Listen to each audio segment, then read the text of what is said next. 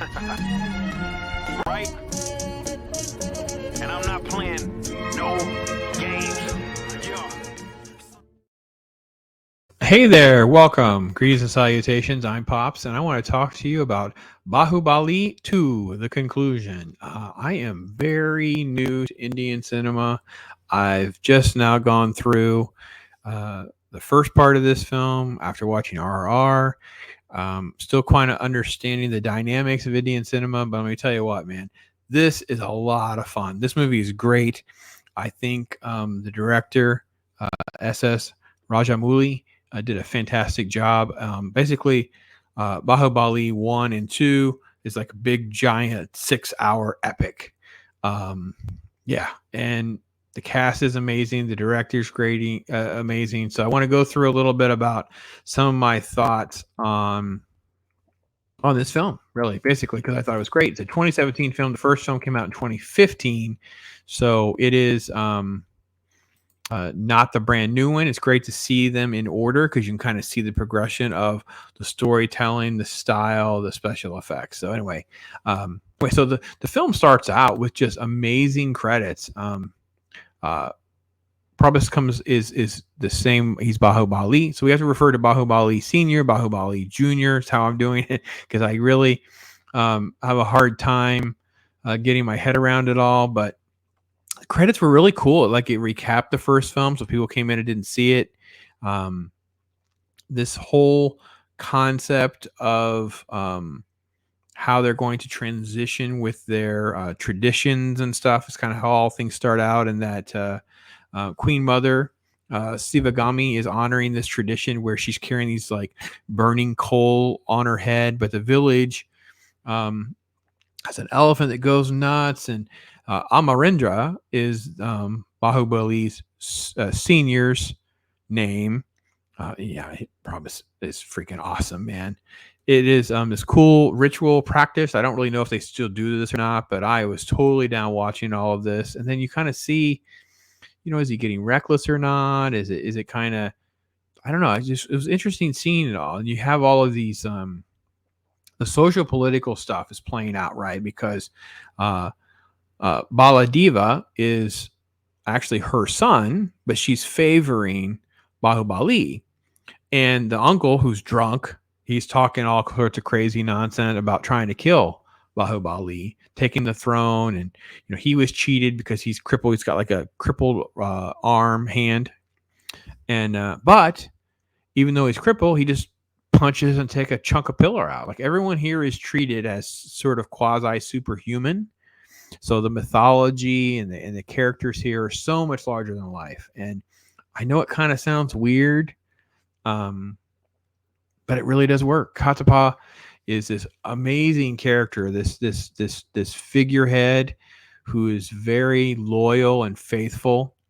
And he's the one that confronts the uncle and says, "No, you were not on the throne because you're a cripple. You have a crippled brain." And I'm like, wow. And then later it was like, "Did you overhear our conspiracy?" He's like, "No," because he's always being called a dog. And he's like, "No, I sniffed your intentions." And I'm like, great writing. Anyway, so Bahubali is they're trying to go through the whole thing about trying to play matchmaker. They're going to send him out on tour, so he's going to go around to the different villages, basically looking for a bride, right? He's looking for someone to marry. And Kattappa goes to. They stop in this place. There's like dead bodies there, and they kind of get caught up in some of the local drama. And you have Bhallaladeva. He's kind of going to her too, and he feels like he's being cheated again because she's like, "I'm going to give you this, I'm going to give you that," and he's like, no. And you can kind of see his progression towards becoming more and more evil throughout the film. Anyway, so Bahubali sees this amazing woman, and there's a big fight scene. It's freaking great, man. And he's kind of daydreaming about her a little bit. Kattappa needs a weapon. Weapon gets stuck in the tree, and then Bahubali hits and knocks the tree over instead of throwing in the weapon. I mean, the choreography is great. The princess is awesome. And this is Devasena, who we see in part 1. So we're really seeing this whole backstory of who Bahubali is, and why people freaked out when they saw Junior. And Kattappa said, because he murders Bahubali. And we're like, well, how could this loyal, faithful man that's like a mentor and an uncle and a family member, he could be this betrayer? So the journey of the film is setting all that up, and you get so invested in this journey. You have this in the back of your mind that it's going to end in this crazy way. And anyway, you start to see, Bahu and Kattappa like debating about love, and basically the short story is he wants to be loved for who he is and not because he's a king, because he's God, and you're in this place, and the princess's brother, who's like totally a wussy dude, man. Like it's crazy. And Bahu's trying to, and some scenes work here. Like there's this incredible hunting boar scene where Devasena, because she's this amazing archer, and she's suspicious of everything. At one point, she lets Bahubali get trampled by a bull. Right. Anyway, there's some prayer time music scenes and some stuff like that. I didn't care as much for the music scenes here, but Devasena is a great girl boss, man. She is freaking great, and she thinks he's weak and dim-witted. They're playing that up, and they go out on this hunt. And the hunt's freaking amazing, man. He's secretly like helping the wussy prince guy hit the boar before she does. At one point, there's an arrow that hits another arrow and then hits the boar, and you're like, it's off the chain, like Marvel Matrix sort of cool. Anyway, so then the bandits attack, and when the bandits attack, Bahubali, and Kataga. I guess I say the names wrong, and I am so sorry. Kattappa. Then it's basically like, imagine Superman meets 100, meets 300, man. Off the chain, super cool fight scenes. Oh, it's so good, right? And then he gives him this speech that tell the prince, like, you got to rise up. These people are coming. And then he helps Devasena, because there's a scene about her trying to practice with 2 arrows. No, Bahu comes up. He's rolling with 4 and shows her, turn your hand inside out, shoot 4. Oh, no. We're going to top that, because there's like this bull run where their horns are on fire, and you see him, he's cheering people on. He's like, oh, it's just blood. It's not anything. It's blood is victory. You're not a coward. You're a warrior. And you're like, oh my gosh, dude, this is so great. So anyway, it's been all manipulated, because Bhallaladeva has found out about the love interest and how hot Devasena is. So he convinces the queen to have her betrothed to him, and it creates all this drama and fighting and all that stuff's going on. So anyway, it's really, really good, because you see Bahubali falling in love, and then him sacrificing himself to the point where, like, she walks on him so she doesn't get wet getting on this boat when the boat moves, things like that. So she's going there as though she's going to be the prisoner, but he refuses to treat her that way, and she kind of calls him out on it, but it actually plays really, really well. So but all of this works. Like Bhalladeva's manipulation works, and there's all this chaos about the throne, who's going to get the lady, and they fight a little bit, and then Devasena's pregnant, and they ask Kattappa to hold the baby as a surrogate grandpa. So you see even more of this family and the chaos and the pain of how this is all going to show up. And Bhallaladeva is still playing this game and basically tricks Bahubali to like surrender his title as like the chief of the armory, that element of the fighting and basically banishing them, because the fighting and the arguing gets out of control between all these people, and he's fooled everybody at this point. And the new armor, he's a scumbag. At one point, he's trying to fill up the ladies, and Devasena like chops off his hands, and you start to see Bhallaladeva's evil side, because he talks about how she's guilty until proven innocent instead of the other way around. And then Bahubali's not standing down. He's like a total boss. No one's going to take the guy, right? And he says something like, the barbarians don't even behave like this. They don't even frame the law like this. So anyway, he has his own brand of justice, and that's called into conflict, and they try to like do something, and he just chops the dude's head off. Like, yeah, you chopped his fingers off. Yeah, you chop off his head. And it's like, wow. Let me tell you what, Rajamouli just brought it, man. I didn't see any of this coming. I was so excited. It was so good. Anyway, because they're banished, Bahubali now connects to the family. He's made, so Bhallaladeva has made the mistake of making Bahubali bigger than if he was just where he was before, because now he's big amongst the people. The people love him. And he basically figures out this trick and tricks Kattappa to follow his allegiance to the king.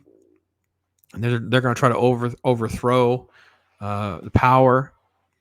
And anyway, it's just, this whole thing is just really, really, really good. And it ends with like the ultimate of betrayal, where he fulfills that oath. He kills Bahubali, who basically, it's like the Jesus quote where he says, take care of mother, take care of mom. And then he dies. And you're like, oh my gosh. Oh my gosh, this is so good. And then we cut back to Mahendra Bahubali, which is Junior, right? We cut back to what we see in the first film, where now you have this battle to take back the kingdom, right? They rescue the princess, who's Devasena, because she's been held prisoner for 25 years. And the first battle doesn't quite go well for them, right? They Bhallaladeva captures her and gets her inside, and they the Junior's a beast, man. He's cheering them on. He's giving them this crazy speech and like takes an arrow right to the chest and just pulls it out. And they have this scene. Okay, so now they're behind the walls of the kingdom. And if there was a short subpar element, it would be this part, right? Because they take these palm trees and they pull them back and slingshot them in, and they create their shields like a wall, like a little ball, a little mini phalanx, and kind of shoots them. The CGI gets away from them. The premise is a little dumb. Somebody would obviously get hurt or whatever, but it's fine. So Devasena is doing this walk of fire. The big fight's breaking through. The statue's falling. That's how she gets to where she needs to go so she can do it. It's another, crucifixion metaphor with the Savior and that kind of thing. I don't know. I just really loved it. I think that Bahubali coming into his own, he's not his dad, and some of this is not, he's not quite as worthy yet, but he's still young. But I like it. I thought it was great. It is definitely a journey, and I would like to actually see a third film if that was an option or not. I'd love to see another film, to see more of that, if they could get the cast back to kind of continue that journey, so you see him growing into being more larger than life and godlike like his dad. Special effects, the actions, the arrow scene, the bull, the fight at the end is a lot more of a physical mano a mano fight rather than the army stuff. The army stuff's earlier in the film, and I do care about Bahubali Senior because it's just done better from the first film into this one than the backstory part is, but it sets it up well. And I will say their unorthodox storytelling is a little different for us in America, because the songs are almost like Disney, where they do the lyrics of the song is actually telling you parts of the story. But I can tell you it's not as cheesy, or it's not awkward or hard to follow, really. The second one is definitely better than the first one in that regard, like a lot tighter film, but they both feed off just one big film. But you can see from the first film to the second one that the editing's better, the special effects are better, his storytelling's tighter, the dialogue, everything is so much better. So really, really, really recommend these films. And I'm enjoying this, man. I really am just shocked at how great they are. The Indian cinema has kind of fallen to the wayside here in America. We just haven't been paying attention to these films. Have been out there. It's been challenging for me at times to find the right kind of subtitled one in English to make sure I'm getting a decent translation. It's not really good, so I will admit there's times where I've missed a few details or I misunderstood a few things, but I don't think it was anything major. But but it was a little bit there. I'd be denying that. And I do mix things up with the way I refer to things sometimes, because this is, southern India, the Telugu compared to the northern part, the traditional Bollywood stuff, and some of the other things. So there is definitely differences. But what I care about is a good story and good characters and good performances. And so much of what is in Bahubali 1 and 2, and even in RR later, is all those elements coming together just perfectly. So anyway, maybe you like the film or don't. Maybe you go see it, tell me what you think. Maybe you have some more recommendations for me. I have another film I'm going to be doing a review of here soon called Three Idiots, which I know was done in the North, so it's a little bit different. It's a little bit, I think it's an older film as well, but I really enjoyed that as well. So I have to say, even though people have difference of opinions, I think that's healthy as fans. We should have different opinions. We're not all going to agree. So I enjoyed it. I hope you enjoy it, and give it a chance. So tell me what you think. I appreciate all your comments and feedback as we go along. So thanks again.